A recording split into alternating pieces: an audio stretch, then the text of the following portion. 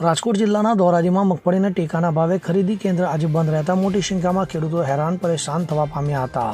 ધોરાજીમાં ગતરોજ ધોરાજીના અતુલ સોલંટ કેન્દ્રમાં મગફળીના ટેકાના ભાવે ખરીદી કેન્દ્રમાં ખેડૂતોની મગફળી લેવામાં આવી અને ધોરાજીના જામકંડલા રોડ પર આવેલ વેરહાઉસના અધિકારીઓ દ્વારા 5 જેટલા ટ્રક મગફળીની ગાડીઓ રિજેક્ટ કરવામાં આવી હતી અને ખેડૂતો અને અગ્રણી આગેવાનો આ ઘટનાને લઈને એમાં રોષ જોવા મળ્યો હતો, જેના પડઘા આજરોજ પડ્યા હતા અને આજરોજ અતુલ સોલંટનું જે ખેડૂતોની ટેકાના ભાવે ખરીદી કેન્દ્ર છે તે બંધ હોવાથી ખેડૂતોની મુશ્કેલીઓમાં વધારો જોવા મળ્યો હતો। તો સૌરાષ્ટ્ર ગુજરાતના તમામ કેન્દ્રો ખુલ્લા છે, ફક્ત ધોરાજીનું કેન્દ્ર ટેકાના ભાવે ખરીદી કેન્દ્ર જ બંધ હોવાથી ખેડૂતોમાં રોષ જોવા મળ્યો હતો। ખેડૂતો જણાવી રહ્યા છે કે ગ્રેડર એજન્સીના અધિકારી છે તેની મનમાની ક્યાંક ને ક્યાંક પૈસા પડાવવાનો કારસો કરી રહી છે। તો ખરીદી કેન્દ્ર ઉપરથી જે મગફળીની ખરીદી કરવામાં આવી રહી છે તે સારી ક્વોલિટીની ખરીદી કરવામાં આવે છે, પણ વેરહાઉસના ગોડાઉનમાં જાય છે ત્યાં આ મગફળીનો જથ્થો ભરેલી ગાડીને રિજેક્ટ કરવામાં આવે છે, તેમ ખેડૂતના આગેવાનોએ આક્ષેપ કર્યો હતો। આ બાબતે વેરહાઉસ અધિકારીઓ જણાવી રહ્યા છે કે ખેડૂતોની મગફળી ટેકાના ભાવે ખરીદી કેન્દ્ર છે તેનું કારણ અમે નથી, અહીં મગફળીની ગાડીઓ ઉતરી રહી છે અને વાત રહી મગફળીની ખેડૂતોની, તો મગફળીની તો જે ગ્રેડ અને નિયમ મુજબ રિજેક્ટ થતી હોય છે અને પૈસા પડવાની વાત તો અમારે ખેડૂતો સાથે કોઈ વ્યવહાર નથી। ત્યાં રાજ્ય સરકાર દ્વારા જે એજન્સી કામ કરી રહી છે તેવું અધિકારીઓએ જણાવ્યું હતું। ત્યારે હાલ તો ખેડૂત મંડળી અને મગફળી ટેકાના ભાવે ખરીદી કેન્દ્ર અને વેરહાઉસ અધિકારી આમને સામને જોવા મળી આવ્યા છે। ત્યારે જોવાનું એ રહ્યું કે ખેડૂતોએ કરવામાં આવેલ આક્ષેપ કે પછી વેરહાઉસ અધિકારીએ યોગ્ય તપાસ કરવામાં આવે ત્યારબાદ જ સાચી હકીકતની ખબર પડશે, પણ હાલ તો ખેડૂતો મગફળી કેન્દ્ર બંધ હોવાથી ખેડૂતોની મુશ્કેલીઓમાં વધારો જોવા મળ્યો છે। તમારું નામ? ભગવાનભાઈ કાનાભાઈ ખામલા। ભગવાનભાઈ, આજે ખેડૂતો તમારી પર આક્ષેપ કરે નાણાંને લઈ અને આજે ખેડૂત કેન્દ્ર બંધ છે ને તમે રિજેક્ટ કરો, શું કહેશો?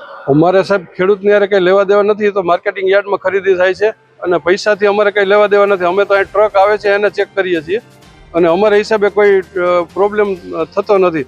પેરામીટરની ઉપર જો જાય તો અમારે રિજેક્ટ કરવાની થાય છે।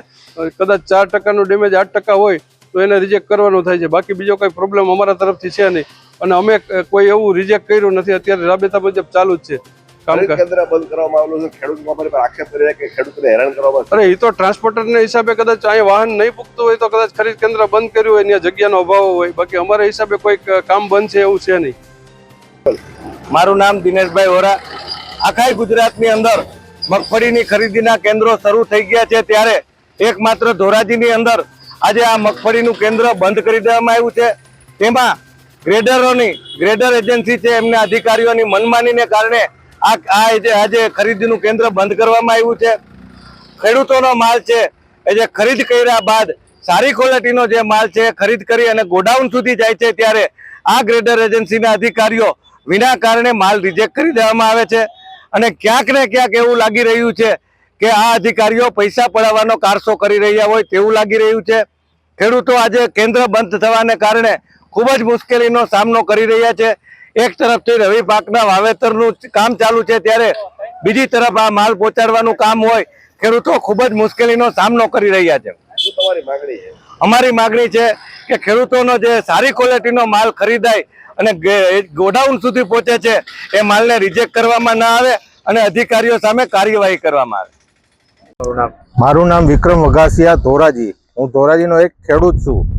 અમે અહીંયા મગફળી ખરીદ કેન્દ્રની અંદર અમારો વારો આવ્યો હોય પ્રમાણે અમે મગફળી લઈને આવ્યા। અહીંયા અમારી મગફળી પાસ થઈ ગઈ, એનો વજન થઈ ગયો અને અમે અમારા વાહનો લઈને જતા રહ્યા।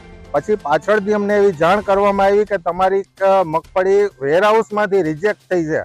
અમારી સરકારને વિનંતી છે કે અહીંયા અમારી બધી રીતે ચકાસણી કરીને મગફળી લીધી છે, એનો વજન થઈ ગયો છે, બધું થઈ ગયું, પાછળથી એવી જાણ કરવામાં આવે કે રિજેક્ટ થઈ છે। આ રિજેક્ટ થવાનું કારણ શું એ અમને સમજાતું નથી। ત્યાં તો અમને એવી જાણ કરે છે કે વેરહાઉસમાંથી રિજેક્ટ થઈ છે। હવે વેરહાઉસના અધિકારીઓ કે જે કાંઈ હોય એ કઈ રીતે રિજેક્ટ કરી એ પણ અમને જાણ નથી।